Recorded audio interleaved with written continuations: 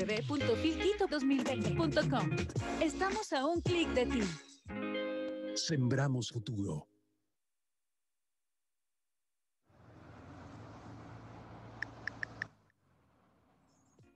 Leer, otro modo de encontrar. Muy buenas tardes, bienvenidos al auditorio Iliana Espinel Cedeño. En estos momentos daremos inicio al conversatorio Narrativas del Asombro, Amistad y Literatura. Organizada por Severo Editorial, tendrá una duración de 1 hora. Participan Gabriela Ponce y Daniela Alcíbar Belolio. Le invitamos a ponerse cómodo, recordándole que los micrófonos y videos estarán inhabilitados para los espectadores durante toda la actividad. En la parte inferior de su pantalla está el icono de mensajes para que pueda realizar sus preguntas. Que lo disfruten.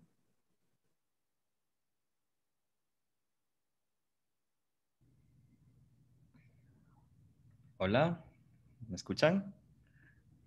Sí. Buenas tardes con todas. Espero que se encuentren muy bien y gracias por acompañarnos a esta actividad. Ya el último día de la Feria del Libro de Quito. Para mí, particularmente esta charla y poder cerrarla en este último día de la FIL me resulta bastante grato porque representará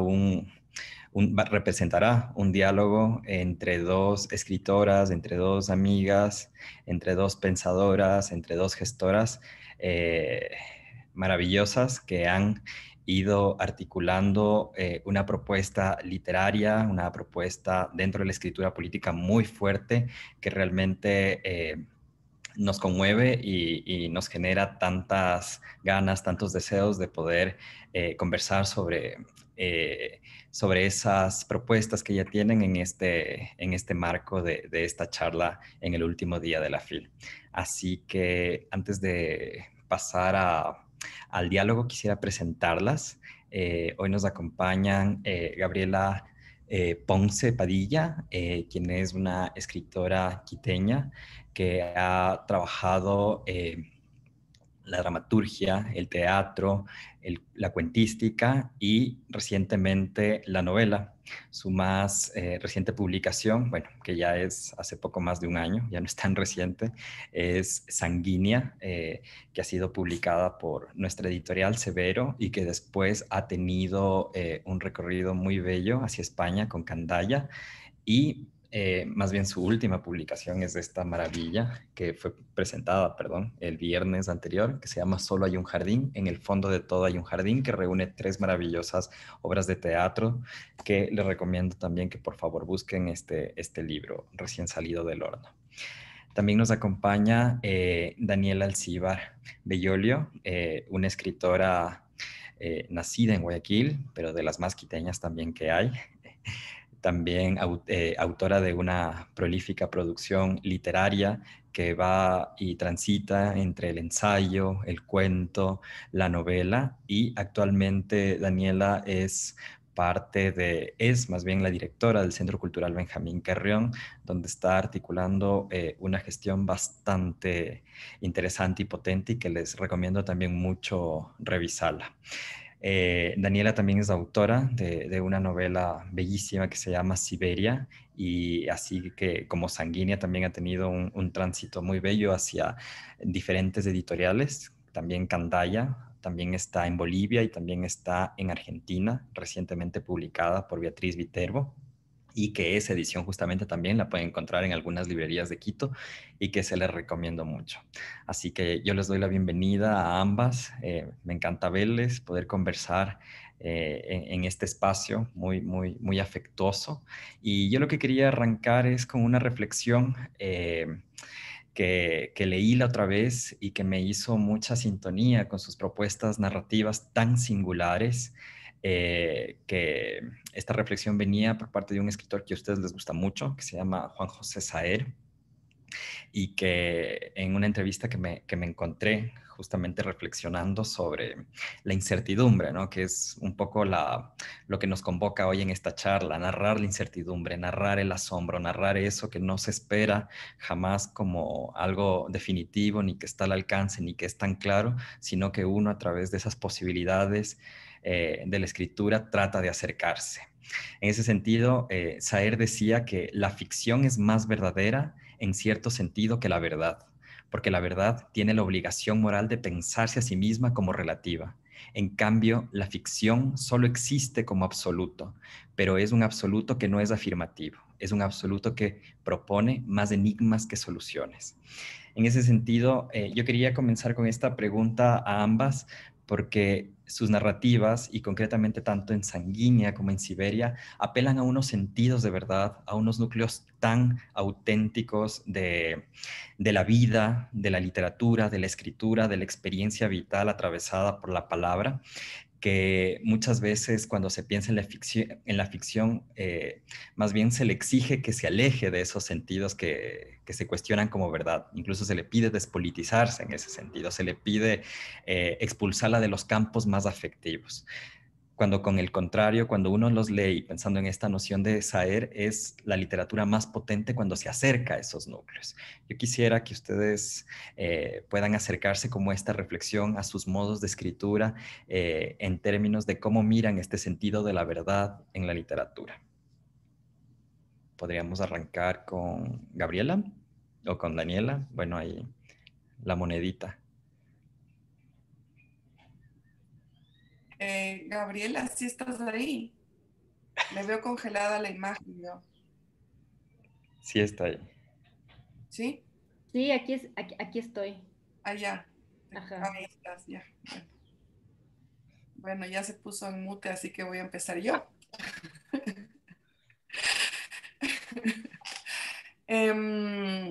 Bueno, primero gracias, Fausto, por haber organizado esta mesa. Para mí siempre será placentero y una alegría y un honor estar al lado de mi escritora favorita, que es Gabriela Ponce. Así que nada, gracias por eso y además porque qué hermoso conversar con vos, que eres tan brillante, tan inteligente, tan sensible y un amigo tan querido además. Con respecto a eso que dices, me quedé pensando, el otro día me preguntaron en una clase de la católica cuál era la relación de la realidad con la ficción en Siberia, ¿no? Porque está todo este tema autobiográfico y una anécdota central bueno, que es tan fuerte, ¿no? Y que marca tanto la idea de lo autobiográfico en esa novela. Entonces, un poco la pregunta era qué porcentajes hay, no sé, entonces, de verdad y ficción, ¿no? Entonces yo empecé por responder que deberíamos cuestionarnos de esta idea de la ficción, ¿no? ¿Qué es la ficción? ¿Qué es el concepto de ficción, como diría Saer, ya que lo trajiste? Y para mí la cuestión no pasa, decía yo, entre una división tajante, ni mucho menos moral entre lo que es verdad y lo que es ficción, para que la ficción quede del lado de la mentira o lo imaginario quede del lado digamos, en muchos de estos discursos lo imaginario queda del lado del artificio nada más. O sea, evidentemente el artificio es un elemento fundamental de la ficción y de la escritura, no cabe duda, pero me aburriría mucho pensar que la ficción se consume, que el concepto de ficción se consume en el mero artificio, o sea, en la mera destreza de la escritura, ¿no? Soy muy bueno escribiendo, soy un excelente escritor, domino tanto el lenguaje que mi ficción es esta especie de catálogo de recursos retóricos y de técnicas literarias o de técnicas narrativas. A mí me resulta bastante increíble que existan escritores que piensan que en eso se resume la ficción, ¿no? Pero existen, somos testigos de que existen. Entonces yo decía como que, ¿por qué no nos planteamos la pregunta más bien, movemos ese eje, ¿no? Porque también ese eje es el que permite que los escritores o los críticos hegemónicos o los críticos más conservadores pongan siempre a este tipo de escritura autobiográfica o de vida o como le queramos llamar, digamos, cruzada por, como tú dices, por afectos y por cuestiones de vida, bajo la lupa de la sospecha, ¿no? La sospecha del chantaje sentimental, la sospecha del sentimentalismo, la sospecha del melodrama y qué sé yo. Es como el eje de cuánto de verdad y cuánto de ficción que presupone que entre la verdad y la ficción existe una diferencia tajante, ¿no? O que se oponen, que están en dos polos opuestos, tiene una de sus consecuencias es esa, que pone a este tipo de escrituras bajo la sospecha de estar siempre al borde del chantaje sentimental, ¿no? Siempre al borde de algún tipo de chantaje. Es un prejuicio ideológico y un lugar común bastante recurrente, ¿no? Entonces, pensar eso, cómo pensamos la ficción, qué tipo de concepto de ficción tenemos, ¿no? Desde ese punto de vista, para mí la ficción es un reordenamiento de la experiencia, digamos, no es una mentira, no es una imaginación en ese sentido tan lato, sino es un reordenamiento, como diría Rancière, una redistribución de lo sensible, ¿no? Entonces, cómo ordena el lenguaje un acontecimiento o una serie de acontecimientos que no tienen ningún tipo de sucesión sintáctica, que no tienen ningún tipo de orden en la realidad. Entre esa verdad que muchos confunden con la realidad, digamos, portable, como diría Sergio Cheifek, ¿no? Entre esa verdad y lo que nosotros podemos entender de ella, desde Nietzsche hay una brecha infranqueable, hay una grieta que no se puede salvar, o sea, lo que hace para nosotros imposible el acceder a la verdad es precisamente el lenguaje, o sea, una vez que usamos el lenguaje y estamos constituidos por el lenguaje, la verdad del mundo nos es absolutamente inalcanzable, es absolutamente inaccesible. Entonces, ya no tendría que ver con qué tanto de verdad y qué tanto de mentira hay en este relato o en estos relatos, sino con cómo este relato está ordenando y redistribuyendo una serie de cuestiones como el dolor, como el duelo, como la pérdida, como el miedo, como el amor, como la vitalidad, como el deseo, como el sexo. Cómo estos relatos producen esas verdades, digamos, o reproducen o procuran mostrar o poner de manifiesto o sacar a la superficie una serie de afectos que no tienen palabras, o sea, el mundo y el mundo de los afectos y el mundo de la verdad y de la materia carecen de lenguaje, carecen de palabras. Todo eso es indiferente a nuestros nombres, digamos, que le pongamos dolor al dolor no implica que el dolor nombre al dolor, implica que ese es el único modo que tenemos nosotros de procurar representar algo que es irrepresentable. Entonces la ficción entonces pasaría a ser otra cosa, pasaría a ser, digamos, la pregunta por la ficción pasaría a ser cómo este lenguaje específico o este sistema narrativo específico nombra esto, cómo lo muestra, cómo lo ordena y qué implica ese ordenamiento, qué implica ese nombrar, ese tipo de operación del nombrar. O sea, no es lo mismo nombrar desde la fundación total, como vimos, no sé, tantas veces en el boom, ¿no? No es lo mismo nombrar el mundo para fundarlo y que esté bajo el arbitrio de mi palabra soberana, que nombrarlo desde un lugar menor, desesperado, a través de la crisis, a través de la vulnerabilidad, a través de la grieta, ¿no? Son formas totalmente distintas. Entonces, siento que ahí es donde hay que concentrar la pregunta, ¿no? Gracias, Dani. Gaby. Sí, bueno, creo que la Dani se explayó en la respuesta y creo que me queda poco por decir, pero ella trajo a Rancière y hay una idea sobre ficción que tiene Rancière que a mí me encantó encontrar y que decía algo así como que la ficción es el trabajo que hace historia relacionando las huellas borradas en la nieve con otras huellas borradas en la nieve. Y me pareció como de una hermosura, ¿no? Esa idea de ficción, como una experiencia de reconstrucción a partir de unas huellas borradas en relación con otras huellas borradas, ¿no? Y la huella tiene el poder de la verdad, sin duda, ¿no? Pero un poco también recogiendo lo que decía la Dani, ¿no? De lo que se trata es cómo está armada esa reconstrucción en función de que esa verdad lata, ¿no? Y tenga vitalidad, que es otro elemento que me hace pensar en la verdad, ¿no? En lo que está vivo, en lo que es susceptible, inestable, que está muriendo y viviendo cada vez. Entonces siento que ahí hay las condiciones que a mí me interesan, están presentes las condiciones que a mí me interesan de la ficción, ¿no? Como esta condición de frente a lo borrado, ir armando una posibilidad de reexistencia, sí, de nueva vitalidad. Yo me acuerdo, y voy a contar aquí una experiencia un poco para tratar de, no sé si ilustrar esta idea que estoy lanzando, y tiene relación con un cuento que yo comencé a escribir hace un tiempo y que hablaba de la pérdida en la familia, ¿no? En mi familia, de la pérdida del ojo, de una mujer que perdió el ojo. Y fue muy extraño porque mientras estaba escribiendo esta historia, le sacaron el ojo a mi perra.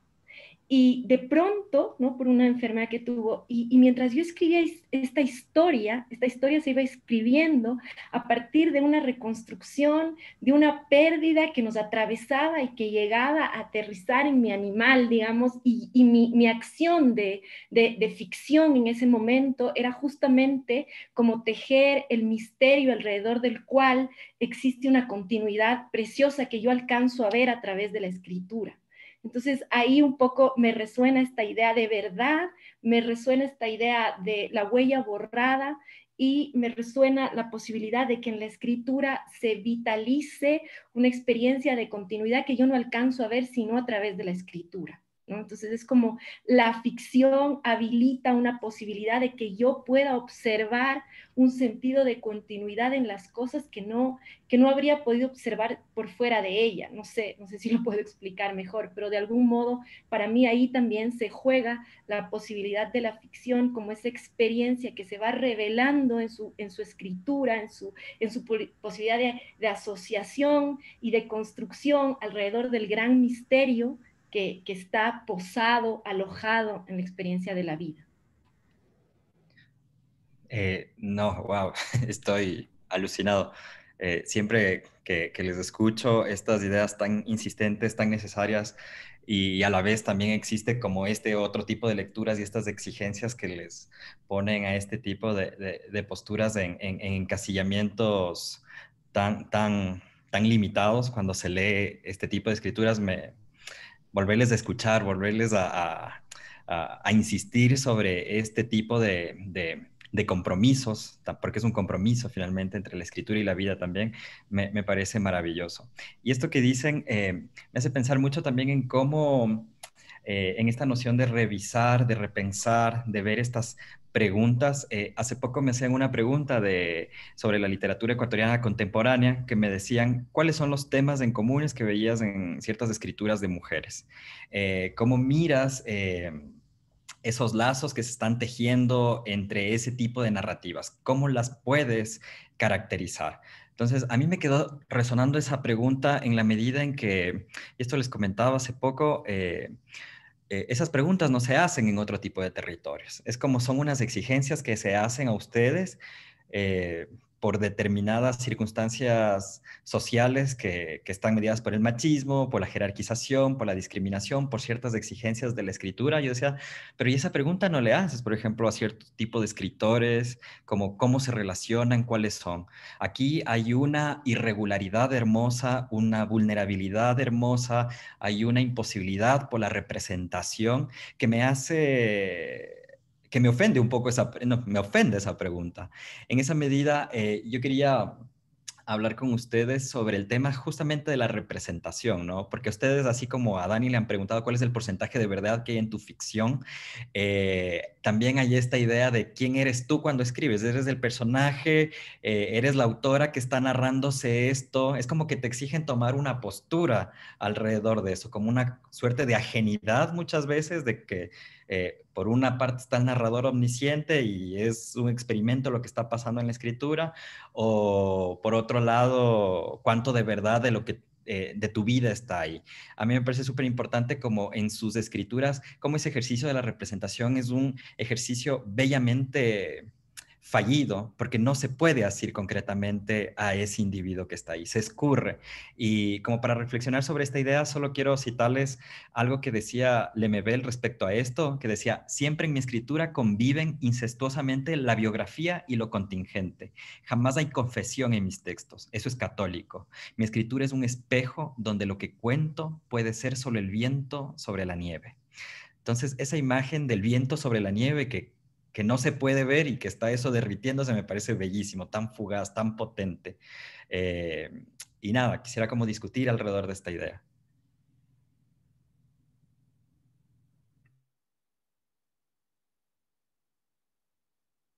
Dani, o Poncita. Dale. A ver, dices varias cosas que me parecen importantes y bueno, una es esta de la representación, ¿no?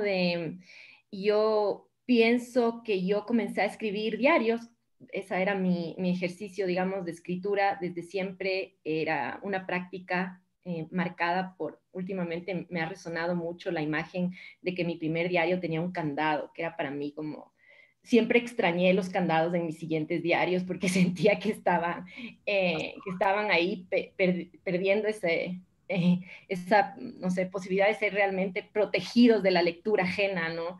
Entonces yo escribía siempre desde esta experiencia, desde esta idea de eso que es del secreto y de esto que no quiero contar a nadie y de esto que nunca nadie va a saber.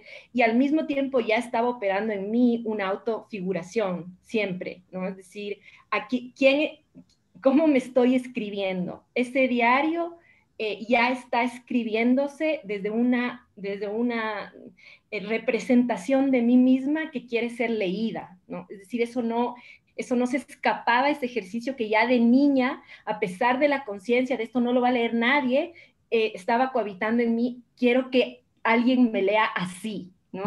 Entonces, esa doble condición de la escritura se quedó en mí y soy muy consciente de eso. Es decir, ¿no? Estoy todo el rato hablando desde mí y recreando al mismo tiempo el personaje, no sé si llamarlo personaje, que quiero que el otro lea de mí. Entonces es imposible pensar que eso no se está armando y haciendo ya en la escritura, en la escritura, en cualquier escritura o en nuestras escrituras, perdón, ¿no? Entonces, esta existencia contaminada, ¿no? Esta existencia híbrida que está en mi narradora, yo no, si bien existe esa conciencia de la autofiguración, también se me escapa, ¿no? Y eso también es lo que me interesa, ¿no? Es cuando ya está armada, se me desarma porque existe en su propia necesidad de tensionar esa autofiguración. No sé cómo explicarlo mejor. Entonces, ahí se genera una serie de tensiones que a mí me interesan y no estoy pensando, nunca pienso en el personaje en términos de quiero este personaje y este otro, sino en cómo se despliega a través de esa voz la posibilidad de toda la contaminación y el conflicto y la heterogeneidad que ya me habitan y que siento también habitan mis relaciones, ¿no? Entonces, de ahí que por eso también cuando escribo, y esto también es muy consciente, no escribo los diálogos, por ejemplo, ¿no? Con personajes separados, sino siempre mediados por mi escucha, ¿no? Siempre estoy haciendo, la María dijo, y entonces lo que yo escuché que ella dijo y la intento oír, pero no hay en ese sentido no hay una distinción o este modo convencional en que separamos los personajes y los tratamos de modo independiente para que se arme el conflicto. Yo qué sé, estoy también pensando en el teatro, ¿no? En el teatro, cuando yo escribo, igual, cuando escribo teatro, ahí se va armando una máquina de voces en las que poco me interesa que los personajes sean coherentes, consistentes o redondos, sino que justamente pretendo que esos personajes den cuenta de esa heterogeneidad que está habitándome y que se expresa en esas otras voces que yo tampoco distingo bien, ¿no? No los domino mis personajes, no estoy ¿no? jugando con ellos y no soy en lo absoluto, casi al contrario, ¿no? Estoy todo el rato en la tensión de cómo esas voces están dentro de mí pugnando, armando, pensando juntas y luego aparecen también como distintas, ¿no? En un juego que es de un enorme para mí no sé cómo adjetivarlo, pero que no tiene nada que ver con esta construcción de estos otros seres con los que yo armo, ¿no? O que yo despliego, sino que está todo ahí en un lugar, así como el jardín, un poco, no sé, por No, ahí termino. un cóctel. Bueno, yo me siento demasiado identificada con lo que dijo la Gabriela, ¿no? Esta forma de trabajar con los personajes, ella lo hablaba y yo sentía que estaba también describiendo cómo trabajo yo, ¿no? No, de hecho, son algunas críticas que se le han hecho a Siberia, a mi novela, han sido como los personajes secundarios no son lo suficientemente redondos, ¿no? O no se ocupó de los personajes secundarios. Está bien, digamos, me gustan este tipo de críticas porque hablan de un estado de la cuestión, de un estado del campo cultural, ¿no? Lo loco, y también hablan de un estado de la ideologización del campo cultural, porque hay un punto en que quien hace ese tipo de crítica, que es totalmente legítima y válida, no se está dando cuenta que tal vez ya no a todas las narraciones se les puede pedir lo mismo, digamos, a que no a todas las narraciones se les puede pedir el personaje ultra psicológico, redondo, bien desarrollado, completo, ¿no? Íntegro. Esta idea, estas ideas sobre el personaje, justamente que la Gabriela dice, y yo repito, no a mi tipo de relato, a lo que a mí me interesa escribir, no le interesa, ¿no? Entonces hay una cosa, este, hay una cosa ahí que a mí que me llama la atención, que tiene que ver con la idea de que la vida es una cosa muy simple y muy chata y poco escribible. Eso es lo que tal vez en este tipo de posturas a mí me asombran, ¿no? Como la idea de que es un poco la escritura autobiográfica es una escritura vaga, perezosa,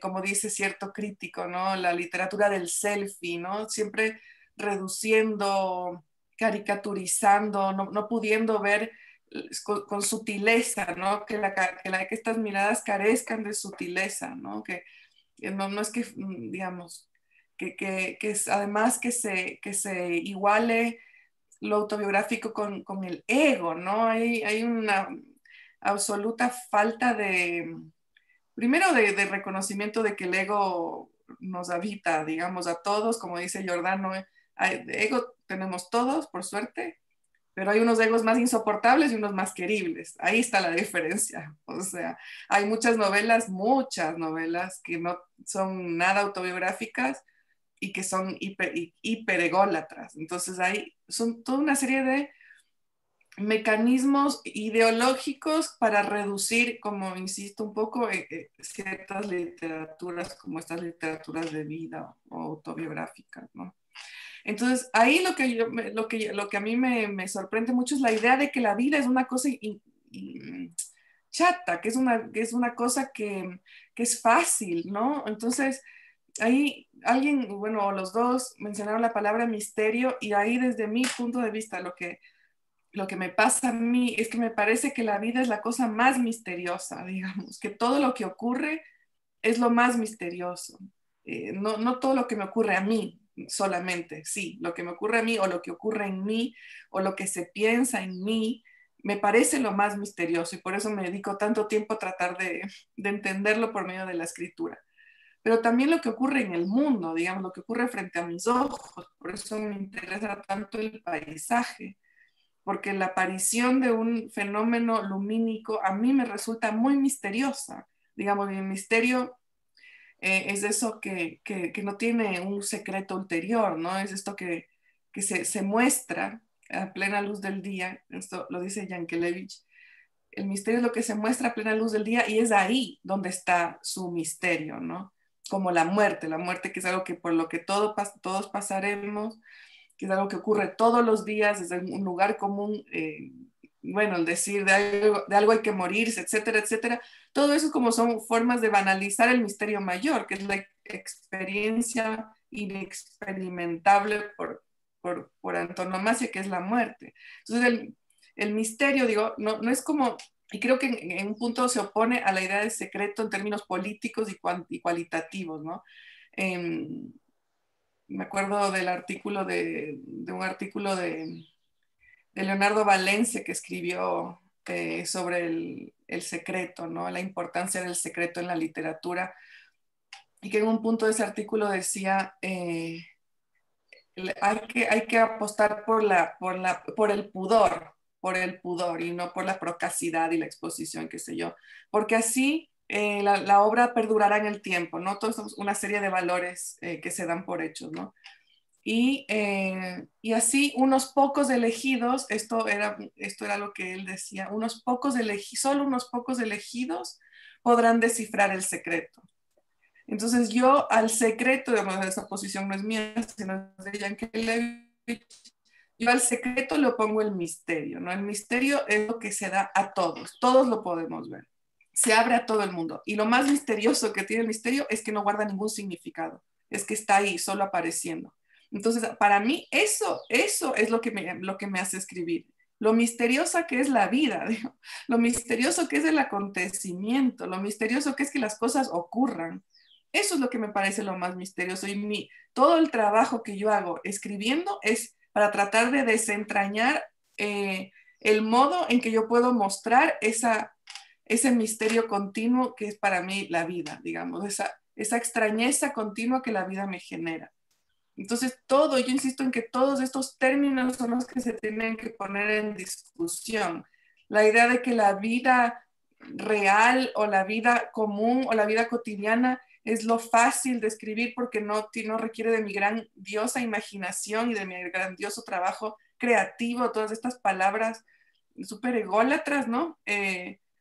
Digo, bueno, todo mi modesto caudal de competencias literarias y estéticas está dedicado a tratar de escribir el misterio de la vida de todos los días, digamos. Y ya. Qué hermoso. Algo de todo esto que reflexionan y me salta es muchas veces en este tipo de aproximaciones que se ha tenido a su obra, que fallidamente han sido leídas muchas veces desde estos lugares que realmente responden a lecturas que no tienen nada que ver con esos sentidos y que hay que dejarse atravesar por esos sentidos para también poder vivir bien esa experiencia de lo que están escribiendo. Pero algo que he visto con insistencia concretamente en Sanguínea y en Siberia es cómo se clausura, cómo se instrumentaliza esas novelas tan poderosas con la necesidad de ponerles una etiqueta tan sencilla a través de la metáfora o del significado, ya sea en el caso de Sanguínea el tema de la pornografía, o sea, el tema de ser excesiva, o en el caso de Siberia, a clausurarla solo en el tema del duelo, cuando detrás de esas experiencias, detrás de esas exigencias también que se les da a sus novelas, está atravesado, por ejemplo, en el caso de Siberia, el deseo como el motor de la vida, y a partir de eso cómo se va habilitando el tema de la alegría, de la insistencia, de la ironía, o en el caso de Sanguínea, donde siempre ha estado como muy presente la idea de la sangre y fallidamente siempre haciéndole este símil directo con el tema de la feminidad, cuando en realidad, por ejemplo, ahí hay unos postulados tan fuertes sobre la cursilería como una forma intelectual de poder rehacer nuestra forma de comprender el mundo.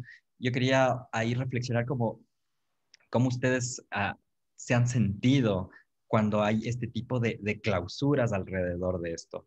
Ya lo han dicho muy bien como en términos de sus posturas, pero me parece súper interesante como en insistir en esto, porque es un debate que está abierto y que hay que darle todavía vueltas, porque todavía hay un campo literario de poder ahí que, nada, va minando las posibilidades, las experiencias de lecturas más, eh, más horizontales, más transversales, no con esas jerarquías ni esas demandas por poco de que un escritor tiene que ser un dios, que solo puede, que tiene ese control justo absoluto de la escritura.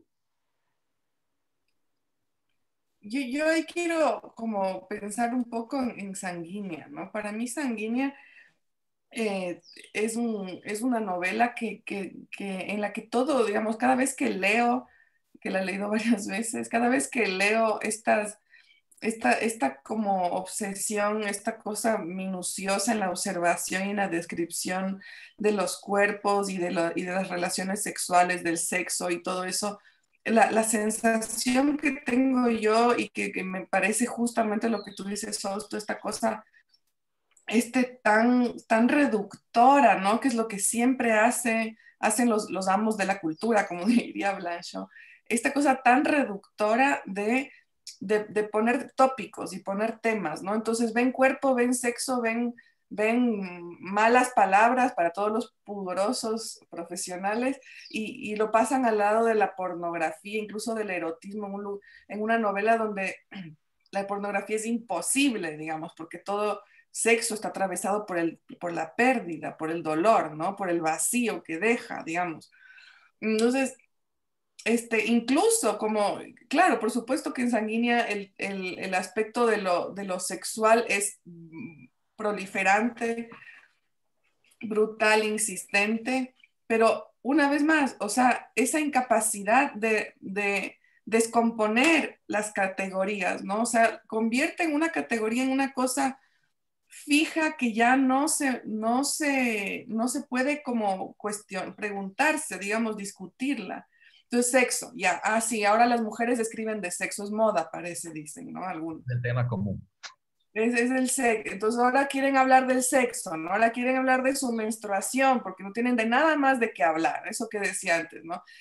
O sea, que no tienen imaginación, no se pueden imaginar otra cosa que tienen que hablar de su menstruación, ¿no? O sea, ese tipo de ideas es como, me asombra la tosquedad, eso es lo que me asombra, como la falta de sutileza, o sea, y no estoy hablando ni siquiera en términos políticos, sino en términos estéticos. Supuestamente el reclamo de este tipo de miradas hegemónicas o conservadoras es la de la calidad estética, pero no son capaces de ver, por ejemplo, el juego del color en Sanguínea, ¿no? ¿Qué pasa con el color? ¿Qué pasa? O sea, para esta gente la sangre solo puede significar sangre y todo el aspecto justamente fenoménico, estético, el color, la textura, cómo juegan esos elementos unos con otros en un artefacto estético tan sofisticado como Sanguínea, esa consideración no está. Y ahí es donde también relaciono con lo que tú decías, Fausto, del tema de cómo, cuando dicen, ay, y cómo se comparan las mujeres entre sí, ¿no? Ahí hay una mirada que es eminentemente política, ideológica, diría, que sigue siendo machista, desgraciadamente. O sea, a veces hasta yo me canso de decir lo mismo, pero finalmente es una mirada machista. La idea de que nos tenemos que comparar, que implícitamente significa que tenemos que competir y que tenemos temas en común, ¿no? Porque somos mujeres, digamos. Como tú dices, nadie le pregunta a un escritor hombre, oye, ¿cómo sientes que se compara tu literatura con la de los otros escritores hombres? O sea, sigue siendo un fenómeno como llamativo que las mujeres escriban, publiquen, encima publiquen afuera, o sea, todo un show de circo, digamos, ¿no? Todo un monito que aprende a andar en bicicleta. Entonces ahí, como yo vengo reclamando hace bastante tiempo y que me ha traído bastantes problemas, es la negación total de la entidad como autónoma de una de las escritoras en sí mismas, la que impide a gran parte de la crítica, incluso la bien intencionada, leer las obras en su textualidad. O sea, yo pienso que una novela como Sanguínea, por ejemplo, y como varias otras, tienen una textualidad tan rica, tan sofisticada, tan elaborada, tan compleja, que no entiendo por qué no se está hablando más de eso y se está hablando tanto de que cómo nos comparamos las mujeres y cómo las mujeres no sé cuánto y cómo las mujeres y las mujeres y las mujeres y que la sangre, el tópico, o sea, ¿y dónde queda como la reflexión alrededor de esa escritura tan poderosa, ¿no? Esa experimentación tan sofisticada que se puede ver en Sanguínea. Entonces, hay una lectura que es ideologizada. Por un lado reclaman calidad estética y por otro lado son incapaces de reconocer la calidad estética cuando la ven. Ese es el problema que yo encuentro, así como desde los poquísimos suplementos culturales que tenemos hasta las críticas más hegemónicas de los críticos que dominan todavía desde ciertos lugares de poder el campo cultural ecuatoriano.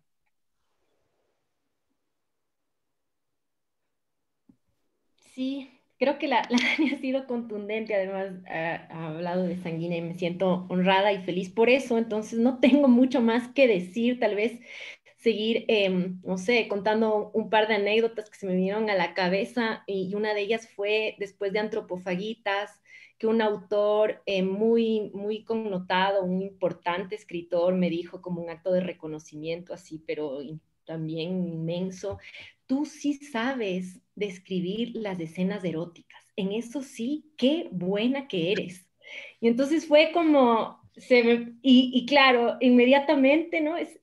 Se devela el lector que es él también, ¿no? Es decir, quién es el que está leyendo, se devela en esa interpretación muchas veces que no alcanza a observar que precisamente como decía la Dani, por ejemplo, para mí en la sexualidad está lo que no se puede narrar. O sea, yo intento en toda esa novela entender cómo me enamoro, cómo ocurre el fenómeno del amor, y eso es imposible y que quizá en la sexualidad eso se experimenta para mí del modo más rotundo, esa incapacidad de descifrar otra vez ese misterio, pero que sin embargo me inscribo en una necesidad de narrarlo, de hacer del lenguaje una aproximación otra vez, ¿no? Siempre fallida, siempre incompleta y todo lo que ya hemos dicho. Entonces, sí o no, es escandaloso. ¿Cómo escribes esas cosas? Me decían en este lugar, ¿no? Qué valiente. O cuestiones que se quedan y vuelven a hablar poco de nuestra capacidad lectora para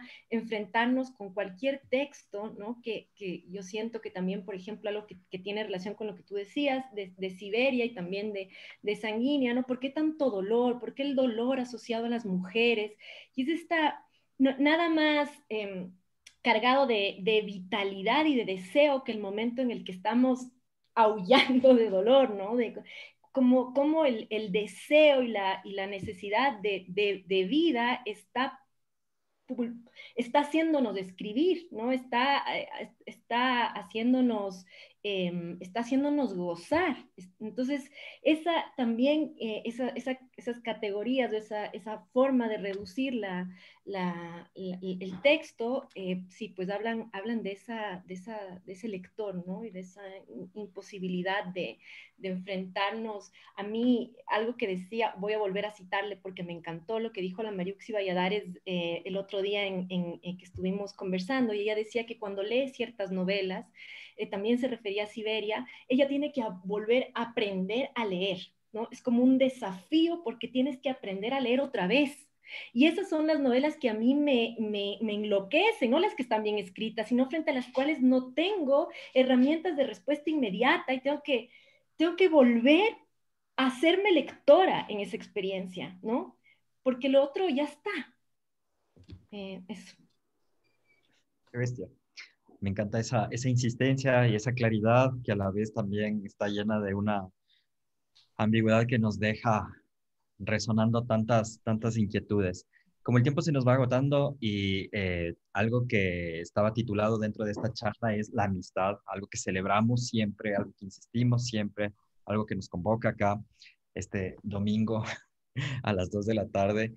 Eh, yo quería preguntarles primero, ¿cómo son sus relacionamientos en cuanto a cómo se comparten escrituras, cómo se comparten lecturas, cómo es esa afinidad literaria, esa hermandad literaria alrededor de ese intercambio de textos?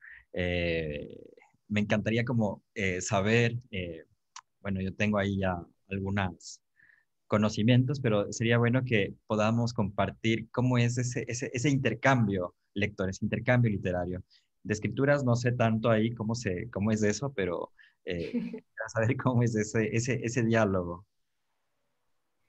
Bueno, es hermoso compartir, ¿no? Nuestros apasionamientos literarios. Creo que una de las cosas que primero me convocó a mí, por ejemplo, a la amistad de Daniela, antes de conocerla, es que supe que era lectora de Saer, justamente, ¿no? Fue como, y escribió algo, creo que fue en el Facebook, no sé, y yo estaba leyendo por primera vez a Saer y tenía una lectura tan sutil y fue como, estábamos, no sé, sentí, ¿no? Ese enamoramiento de ambas que me hizo enamorarme de ella, ¿no? De como, ¿no? A través de lo que ella estaba leyendo, ¿no? De que estaba leyendo a Saer, o cuando me habló de Chafek por primera vez, y yo luego lo leí y fue como, es una deliciosa experiencia de amistad que vamos consolidando, que vamos construyendo. A mí me encanta regalarles libros a mis amigas. Entonces, no sé, es de lo más bonito que existe para mí, es esa posibilidad de la amistad que nos abre autores y nos abre experiencias todo el tiempo. Sí, y bueno, yo también siento lo mismo, siento que la amistad también es un valor literario, ¿no? Para mí, y cada vez más, digamos, como la vida siempre se encarga de derrumbar monumentos y de desacralizarlo todo y de eso, ¿no? Como decía la Gabriela, me gustan las novelas que me hacen tener que reinventarme como lectora. Yo siento que eso es porque la vida también hace eso, ¿no? Uno se tiene que reinventar como persona ante cada derrumbe, ante cada acontecimiento que derrumba las certezas, ¿no? Y bueno, y a partir de todo esto que uno lo puede decir, pero cuando lo vive es extremadamente confuso y muchas veces muy doloroso. La capacidad, digamos, que siempre me asombra o que me asombra mucho desde que tuve que soportar la muerte de mi hijo, la capacidad de las relaciones para reciclarse, para esta plasticidad, digamos, para encontrar nuevas formas de vida después del derrumbe, después de la cercanía con la muerte o después de la crisis o después del dolor extremo, etcétera. Todo eso que la vida muchas veces nos obliga a vivir. Eso es lo que yo como, al menos últimamente siento, ¿no? Como más valioso y esto yo lo veo, digamos, si lo veo retrospectivamente, lo veo en cómo yo he aprendido a escribir leyéndole a la Gabriela, ¿no? He aprendido a escribir, me he atrevido a escribir cosas gracias a que le conozco a la Gabriela. Y eso para mí es la amistad. Eso, y ver cómo nuestros libros se relacionan, cómo dialogan, pero con este diálogo, digamos, digamos, este diálogo inconcluso y este diálogo infinito, como diría Blanchot.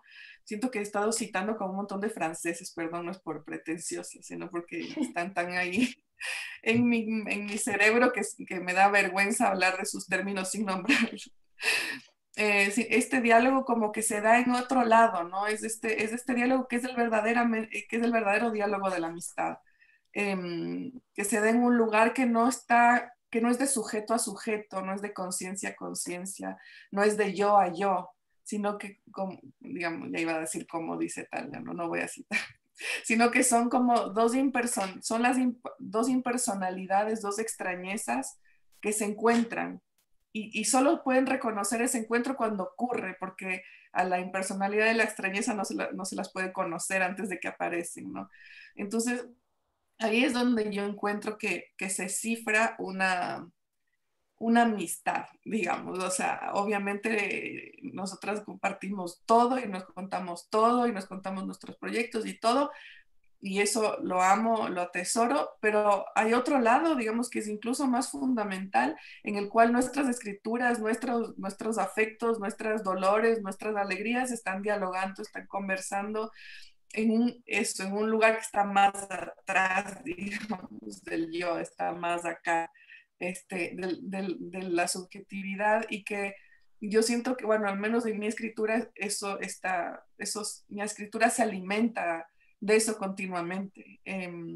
Y yo, para mí, digamos, o sea, me parece que eso es mucho más rico que cualquier otra virtud literaria o virtud, o sea, no, me interesa mucho menos, me interesa mucho más pensar que yo sé que se ha dado un encuentro y que yo sé dialogar, sé valorar ese diálogo que se ha dado y que me parece tan excepcional, a pensar que soy una gran escritora. La verdad es que gran escritora me importaría muy poco ser.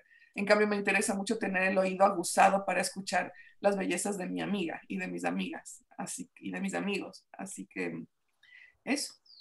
Hermoso. Como ya el tiempo se nos va acabando, yo quería cerrar con una pregunta muy breve, pero antes de esa pregunta, decirles a todos quienes se han conectado que el próximo año será un gran año en la medida en que vendrán nuevas obras de ambas. Esa escritura que siempre es necesaria en diferentes niveles de la vida, de la formación, de todo, de la desobediencia también, y que nada, les pido que estén como muy atentos hacia eso. Y para cerrar, yo quería solo preguntarles qué están leyendo en este momento. Yo quería contarles lo que estaba leyendo gracias a la Dani, que también es gracias a la Gaby, que es esta autora maravillosa, que una vez le vi leyendo a la Dani en el campo y ha sido una recomendación de la Dani, a quien le recomiendo mucho y que recién ayer me llegó este libro. Así que quería saber qué están leyendo ustedes ahora. Yo estoy leyendo el libro que me regalaste, de Giuseppe Caputo. Acabo de empezar el libro que me regalaste, Estrella Madre, me parece que se llama. Ya dudé porque lo empecé recién, pero eso es lo que acabo de empezar ahora mismo. Así que gracias, amigo de mi alma. Que te guste, belleza. Yo estoy leyendo un libro que en cambio me prestaste vos, Gabriela, que es Uy, también de Marlene Haushofer, y estoy leyendo el nuevo libro de Esteban Mayor. Estas dos cosas estoy leyendo con un placer gigante. Buenísimo, cómo se dan esos préstamos arbitrarios y no tanto. Bueno, les agradezco mucho a quienes se conectaron, a quienes nos escucharon. Yo particularmente agradecido de la vida por siempre tenerles a ustedes presentes y en todo tipo de espacios. Y agradecerles también por esa maravillosa charla y todo lo que acaban de decir, lo que acaban de provocar siempre.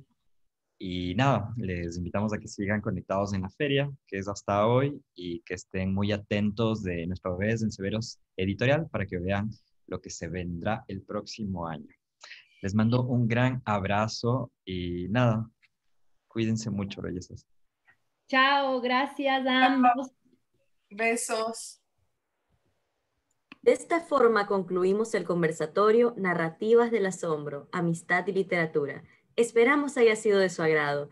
Le invitamos a participar de nuestro próximo evento, el conversatorio Cercanía de lo Virtual, las nuevas generaciones y el contexto híbrido. Y no olvide visitar nuestro sitio web www.filquito2020.com. Hasta pronto.